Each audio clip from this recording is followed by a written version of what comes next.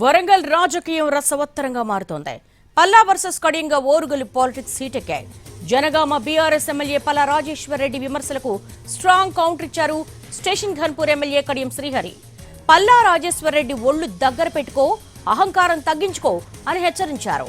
కేసీఆర్ వెంట ఉండి బీఆర్ఎస్ పార్టీని భ్రష్టు పట్టించామని, అధికారాన్ని కేసీఆర్ను అడ్డు పెట్టుకుని ఆస్తులు సంపాదించావని ఆరోపణలు గుప్పించారు. అవినీతి అక్రమాలతో అధికార దుర్వినియోగానికి పాల్పడ్డ నీకు తన గురించి మాట్లాడే నైతిక హక్కు లేదంటూ పల్లాపై ఓ రేంజ్లో ఫైర్ అయ్యారు కడియం శ్రీహరి.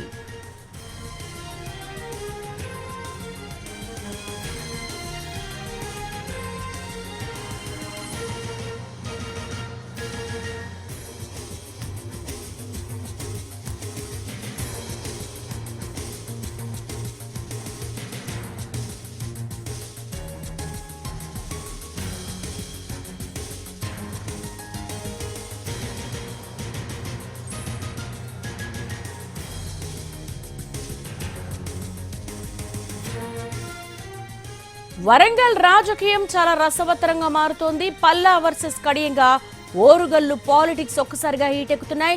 జనగామ బీఆర్ఎస్ ఎమ్మెల్యే పల్లా రాజేశ్వర్ రెడ్డి విమర్శలకు స్ట్రాంగ్ గా కౌంటర్ ఇచ్చారు స్టేషన్ ఘన్పూర్ ఎమ్మెల్యే కడియం శ్రీహరి.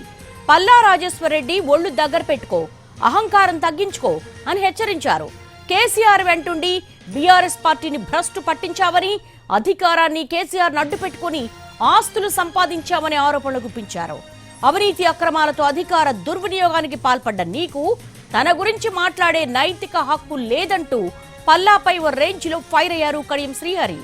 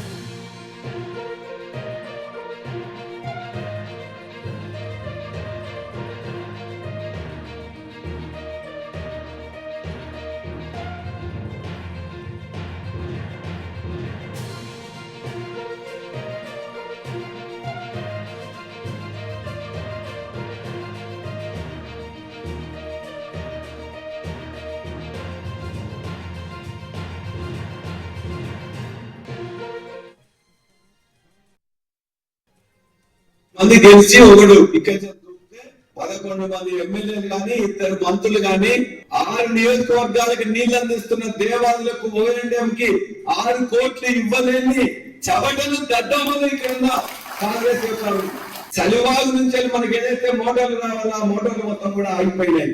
ఒక్క పంపును కూడా ఆన్ చేయకుండా మొత్తం స్ట్రైక్ చేసింది.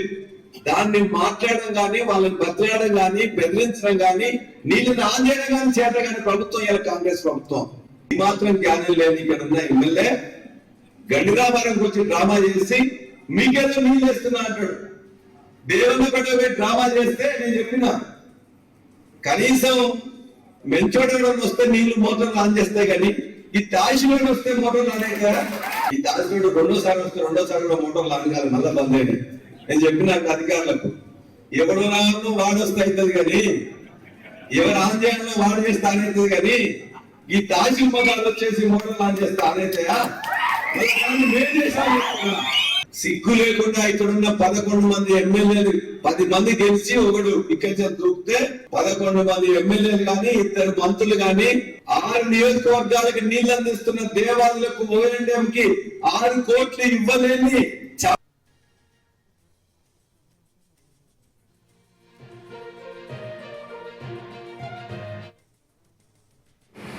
800 కోట్లు కాదు కదా, 8 పైసలు కూడా లేదు అని ఒక మాట మాట్లాడారు. ఆ మాటలో ఆయన అహంకారం, ఆయన బలుపు స్పష్టంగా కనిపిస్తుంది. చలివాగు నుంచి మనకి ఏదైతే మోటార్లు రావాలో ఆ మోటార్లు మొత్తం కూడా ఆగిపోయినాయి. ఒక్క పంపును కూడా ఆన్ చేయకుండా మొత్తం స్ట్రైక్ చేసింది. దాన్ని మాట్లాడడం కానీ, వాళ్ళని బతలాడడం కానీ, బెదిరించడం కానీ, నీళ్ళని ఆన్ చేయడం కానీ చేత కానీ ప్రభుత్వం ఇలా కాంగ్రెస్ ప్రభుత్వం. నువ్వు ఒక్క మార్గానే ఎదిగి వచ్చిన వాడిని. నీ గెలుపు అందరికీ తెలుసు ఎలా జరిగింది. ఎన్ని వందల కోట్లు నువ్వు ఖర్చు పెట్టావు, ఏ రకంగా నాయకులను కొన్నావు, ఏ రకంగా ఓట్లను కొన్నావు అందరికీ తెలుసు. నువ్వు ఏ రకంగా కుటుంబ సభ్యులను మోసం చేసావో కూడా అందరికీ తెలుసు.